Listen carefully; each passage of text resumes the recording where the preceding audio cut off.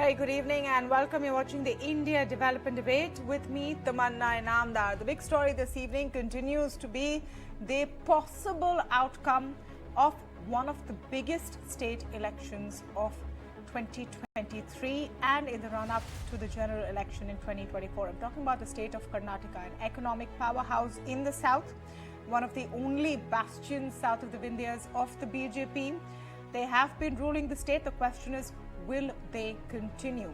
Polling ended today and it's time for the exit polls. What do the exit polls say? Now, most of them show that the Congress may end up being the single largest party, but not necessarily in the clear to form a government without the support of the JDS. So will the JDS continue to be kingmaker?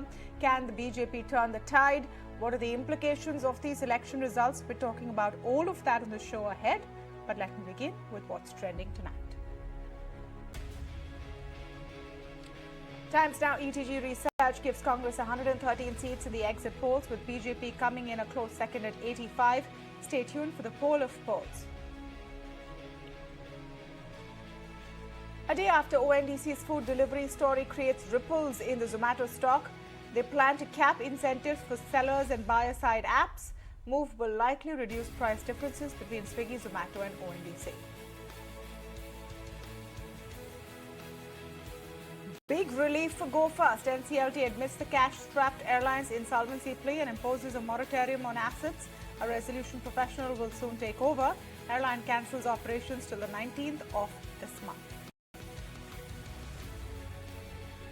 GCPL margin beats estimates even as revenue is in line at 3,200 crore rupees, but L&T disappoints with 11% margin and DRL's PAT is down to 23.1%.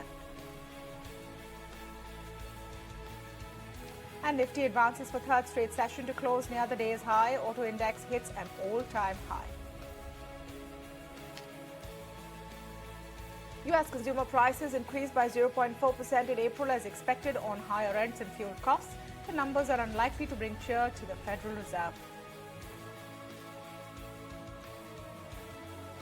Prime Minister Modi will go to the U.S. for a state visit on 22nd June following an invitation from Joe Biden. The U.S. President and First Lady will also host Modi at a state dinner.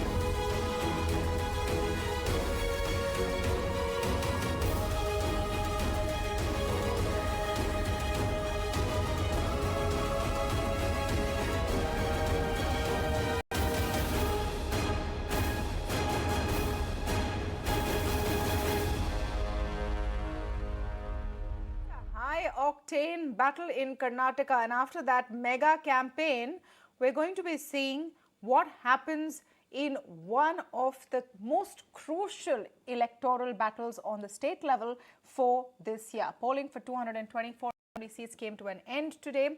There was 65.98% voter turnout. It's seen as a three-way contest, but soon after the last vote was cast, as is the tradition, exit polls have started streaming out. Remember, these are only predictions that several agencies have made at this point. These are not the results, which is why you're seeing such a disparate set of numbers come in. The actual results will come on the 13th of May, but exit polls do give you a sense of what the direction is. So what is the poll of polls looking like? We've picked the top 5 broadcasters, and that average shows that the Congress will indeed be, as per these polls, the single largest party, is coming up to 112 seats. So that's just one short of a total majority. The BJP may end up at 84, and the JDS with 25 seats is back in the saddle as kingmaker, a role it has played in several previous elections. Now, there is, of course, a wider universe of polls out there, and at least two of them are showing that the BJP will be in the lead, and in one of those polls actually gives them a clear majority. So the question is that, is this going to be an election which is too close to call? Are we going to see a hung assembly? Will it be a photo finish? And as the case very often with Karnataka, the true contest, in a sense, begins after the results are out. It's a state that is no stranger to horse trading and resort politics. Will we see another bout of that? Will this be a redux of 2018? To speak more on this, and also why Karnataka elections matter, why everyone, including the markets, is looking at the Karnataka polls so closely, I'm joined today by Neerja Chowdhury, political commentator and columnist, Sanjeev Srivastava, political commentator in Narayana, Professor Azim Premji University joins me today, and I'm also speaking with Saba Naqvi, senior journalist. Welcome to all of you, and thank you so much for speaking with us today. Saba, great to have you on the show. Let me begin with your take. What do you make of the numbers? They confuse more than give any clarity at this point, isn't it? Is that for me or? Yes, that's for you, Saba. Saba Naqvi, please. Your audio was getting mumbled, but I mean, I couldn't hear your question. Okay, my question is, what do you make of the numbers at this point? Are they confusing more than giving any clarity? You know, the audio is so bad, I'll just say my bit. I'll say we have to wait till the 13th. Right now, most of the projections seem to suggest that it'll go with the Congress, which will be very important in an election year, with the Congress winning a significant state, which is also rich, a wealthy state. At this point, it's a resource-rich, it's financially prosperous state.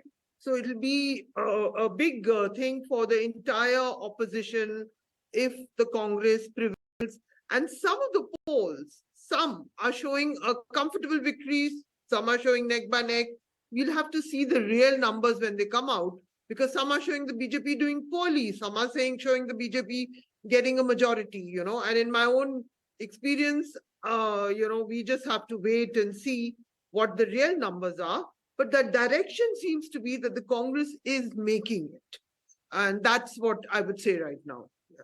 I couldn't hear my question, but yes, I think you are sort of underlining what I said, that the numbers at this point are more confusing than giving any clarity. There's no one clear direction. The one clear direction or outcome, if any, Neerja Chowdhury, is that this is Congress's election to lose.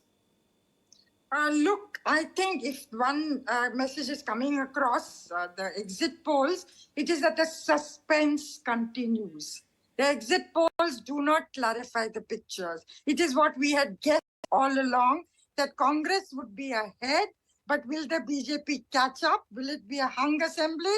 And if it's a hung assembly, depending on the arithmetic, it's anybody's guess who will form the government. You, in your introduction, talked about JDS being the kingmaker. What if JDS insists on being the king and says, okay, even with my 25 seats, you support me or I go to the other party? And the BJP may well support Kumaraswamy. Again, depending on numbers. So I think, like Saba says, we have to wait till the 13th to know what is going to happen. But very interestingly, I would say, if the BJP has caught up with the Congress in the last 10 days, then has the Hindu agenda, Bajrang Bali particularly, actually had an effect in some parts of Karnataka, coastal Karnataka, northern Karnataka, and was it a mistake for the Congress party to include the banning of Bajrang Dal in its manifesto? And another fallout of this will be in the forthcoming elections to the Hindi heartland states.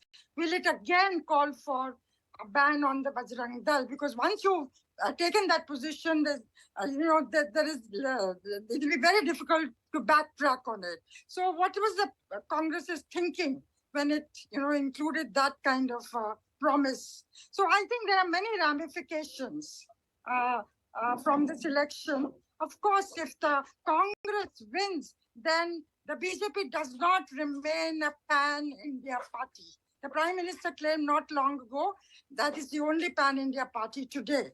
But the gateway to the south, the whole picture will change. It becomes a party of Heartland India and Western India. Therefore, I think the stakes are higher for the Congress than actually they are for the BJP. For the Congress, it's a question of survival. Sabha also talked about the significance of Karnataka being a rich state, an economic powerhouse as well. Sanjeev Srivastava, it also for the Congress gives a chance to show that you are battle ready before 2024. I know we love to conflate state elections with national elections, and it's very often explained that the voters behave differently in both scenarios. Nevertheless, whatever happens on the 13th of May will be seen in the context of the next Lok Sabha election in 2024, isn't it? See, first of all, I'll completely agree with whatever Saba and Neerja have said. So I won't like to repeat those points. So now whether this is a precursor to and some kind of a semi-final to national elections, the answer would be yes and no, because it will be too simplistic to say that it will be a semi-final, and at the same time to completely deny its import will also be wrong. The fact is that the Indian voter, and I traveled in Karnataka for about a week, has really differentiated between state and national elections. And Modi as a prime ministerial candidate and Modi pumping in for some other leader as chief minister. So the voter has become savvy, especially in states like Karnataka, which are so prosperous, tech savvy, and also overall intelligence of the voter is the same across the country. Well, but the importance of if the Congress wins it, see, if we have to, for the sake of this discussion, at least say that the poll of polls is right. If it is wrong, we'll know on 13. But if the poll of polls is right, then there are 3-4 inferences. JDS cannot become the kingmaker if Congress ends up with 112. There are 3 independents. I'm sure they can get hold of 2 of them, or something like that. Because with 25 and 112, it's very difficult even for a Kumaraswamy Devegowda combination to claim the chief minister's post. The Congress gets some kind of oxygen. There is, like Sabha said, there is fillip to opposition unity. And but to say that the opposition ranks will really consolidate and BJP will be given a run for its money may be premature. Let's wait for the end of the year elections also. For the BJP, like Neerja was saying, this whole Hindutva agenda in the last 1 week, and again, I completely agree with her. I don't know why Congress gets itself into these kind of positions. They were in Devegowda, Kumaraswamy, both of whom I met, they were saying that their one big worry is the Muslim vote because it deserted them in 2018 only.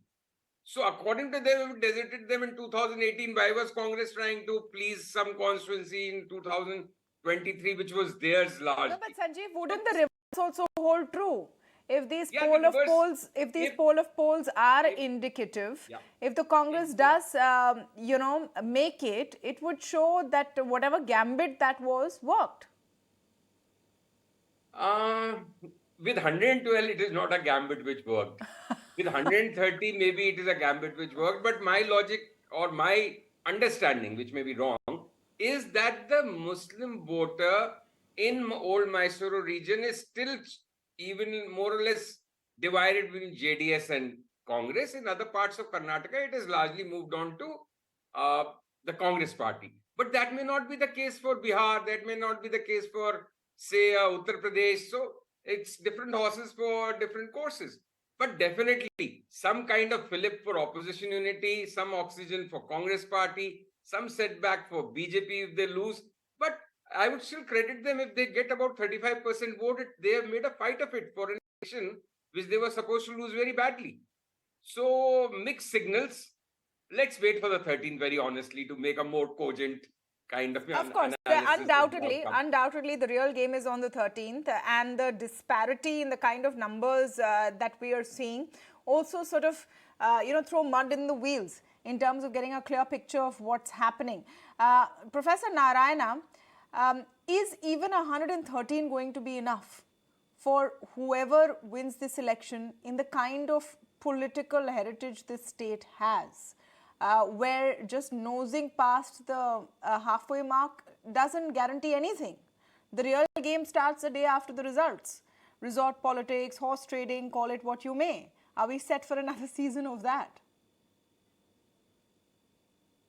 Yeah, thanks, Tamanna. Yeah, I agree with you that this was the talk before the results.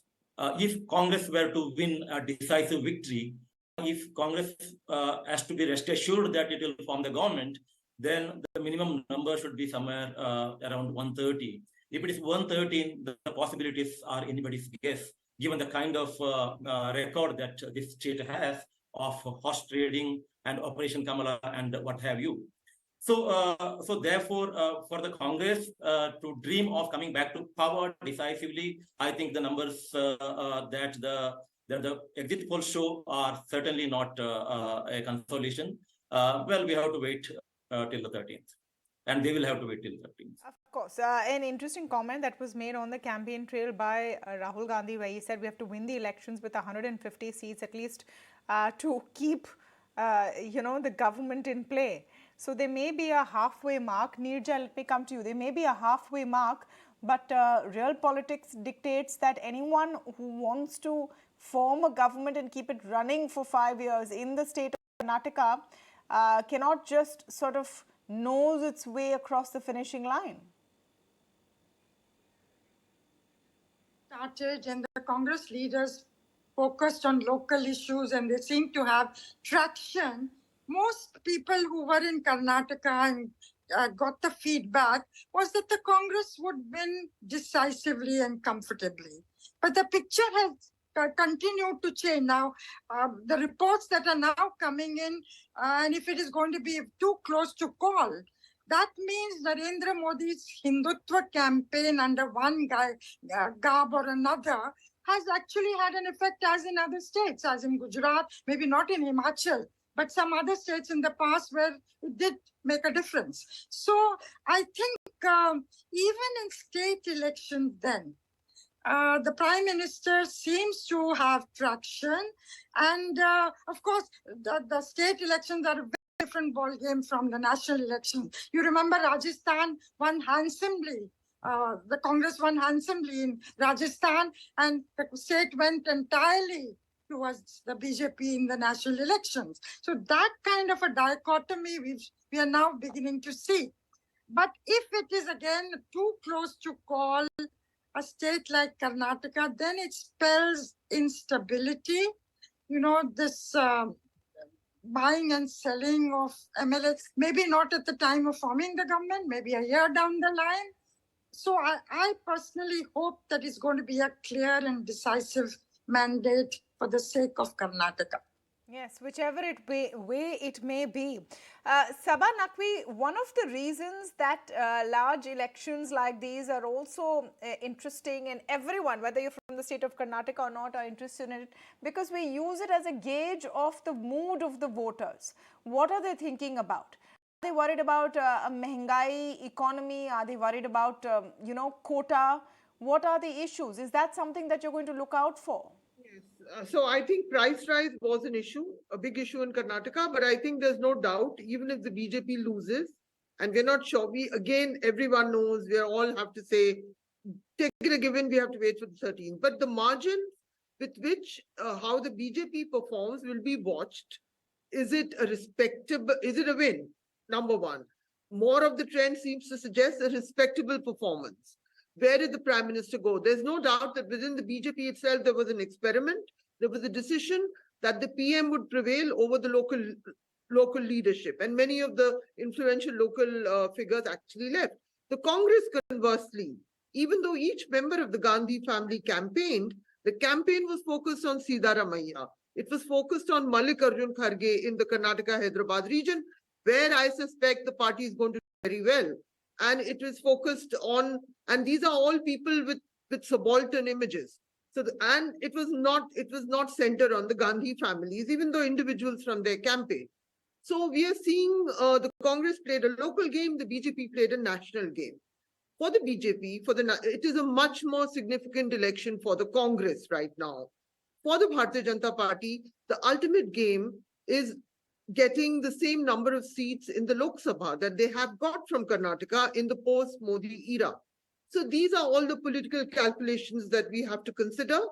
And once we get the numbers in, we'll make an assessment. All that Karnataka is one of the most beautiful states actually, with its coast, with the Chikmagalur area. It's just a fascinating, beautiful space, and it's given us an interesting, multi-layered verdict probably, and we shall all analyze it.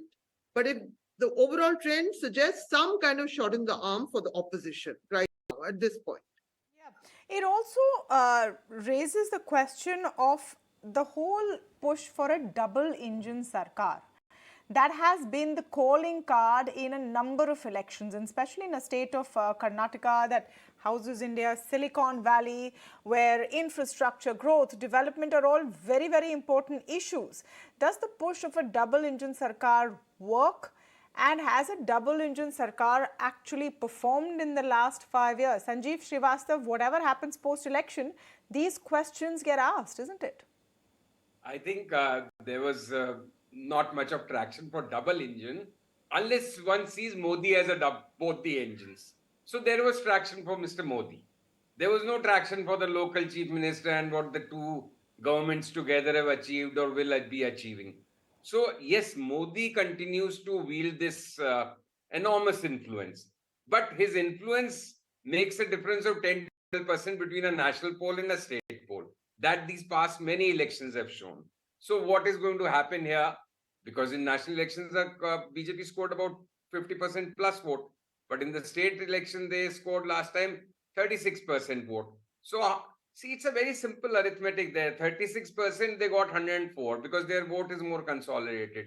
With 38%, Congress ended up with 80. If this time Congress vote becomes 40 and BJP retains, even if it retains its vote share, the BJP case is lost. That's one point. The second point is, I don't completely agree with this theory that with 110, 112, Congress will be sitting in opposition, because at the end of the day, national elections are approaching. There are 3 other state elections later this year. While we continue to overestimate and sometimes say that the BJP will like to win and form a government at any cost, this time around, they may also just think that with 110, the mandate is clearly for some other party. And rather than making again exposing themselves to the same charge of by hook or crook forming a government, I know they are politicians now have a lot of thick skin, but somehow, like Neerja said, for the first year and a half, they may not be such a problem. With 110 seats, also Congress will form the government. But going down the line, which may be after 2024 election or just before that. So that will be an interesting thing. But again, my hunch is that there's no point of my hunch after opinion poll of polls.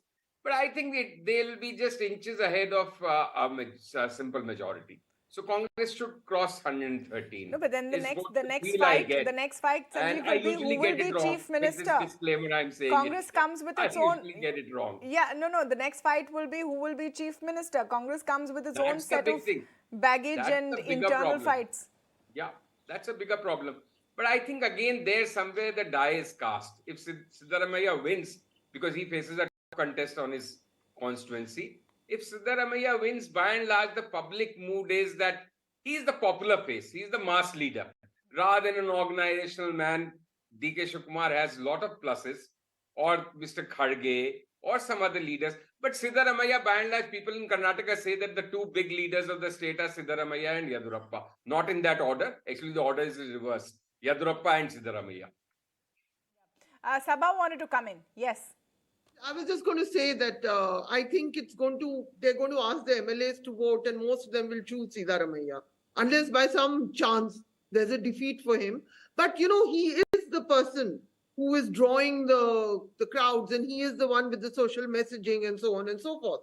So I don't think there's much of a debate. And, DK Shivakumar has been releasing these videos with him in conversation with Siddaramaiah, which is quite, he seems to have also recognized that it will end up being Siddaramaiah in this case. I think, but who knows? I mean, one never knows the internal backroom stuff going on within parties. Absolutely. And for the Congress president, Mr. Kharge, this will be a second win after Himachal. So, whatever all the controversy was about making him the president of the Congress party and the run up to that, it seems to have worked if again, the big fat if these numbers are correct. Mr. Narayana, I want to come to you on a slightly different perspective. from the point of view of how precious the contribution of Bengaluru and Karnataka is to India's economy, to India Inc. and of course India's professionals. Do you think that what this segment needs is on the mind of any of the parties who've gone into these elections, or will it once again go somewhere into the back of the freezer once elections are over? Sorry, I didn't get your question properly, but let me make one point, which I think is important for this discussion given the numbers. One, if the exit polls are largely predicting a hung assembly, this is not consistent with the historical trends of the state. In the past, hung assembly resulted only when there was no anti-incumbency for the existing government, for the incumbent government, right? But this time, the BJP government under Mr. Bommai faced very serious kind of anti-incumbency, and therefore, this kind of hung assembly is not a possibility, that was expected. We had hung assembly in 2004 when SM Krishna government was not facing any anti-incumbency of the kind that was seen in the last 4 years or in the run-up to this election. Another time we had hung assembly was in 2018 when Siddaramaiah government was not facing this kind of anti-incumbency. So therefore, it is still a possibility that Congress is going to get the full majority. But at this point in time, we have to go by the numbers. Sorry, if you can repeat the question, I can respond to that. My question was actually about Bengaluru. I'm saying the whole country is so proud of everything Karnataka does, of Bengaluru, our startup ecosystem, our techies over there, and all of these last few years, we've been seeing pictures of them suffering from floods, traffic, poor infrastructure. Is anyone going to care about this after the 13th? Was my question, Professor Narayana. Yeah, so this is, the urban voters, right? Yes. So I want to make 2 points. One, as the numbers appear now on the Election Commission site, Bangalore voting percentage was around 50% people have voted, right? So I think generally the poor people vote, and the kind of people that you have mentioned, the middle class and the techies. In case the voting percentage is so low, I think they think that it doesn't matter who comes to power, right? So that's one. Second, the Bangalore results are very interesting. If you see the results in Bangalore post 2008, after the delimitation of constituencies, you have both Congress and the BJP winning almost equal number of seats. This time the breakup, if you get into the breakup, then some polls have given higher numbers to the Congress. So this is not inconsistent with the received wisdom that the middle class is generally, the urban electorate is generally with the BJP. Now, will the government which is going to come to power deliver? Well, they will have to, in case they have to go for another term in this state, because Karnataka voters, as you all know, have never voted the incumbent government for a second term after 1984. They are a punishing lot of voters. They are a punishing lot of voters. You get one chance. Will that change on the 13th of May? Again, a big caveat there. All the exit polls are only indicative. We'll know what the results are on the 13th of May, which is why you have some accepting and celebrating them and the others saying that they don't really matter. Here's what Chief Minister or incumbent Chief Minister Basavaraj Bommai had to say. Exit polls are exit polls, and even these exit polls are going very close finish. So, but our information on ground is very clear that we are going to get 100% complete majority, comfortable majority, and the real poll results will be there on 13th. I think everybody should wait till 13th. Always, if you go back the track record, more number of voters turnout is always better for the BJP, not for Congress. All right, we'll have to wait for that final verdict, but thank you so much to all of you for joining us on the show this evening. We're taking a very short break, but a lot more coming up on the other side. Stay tuned.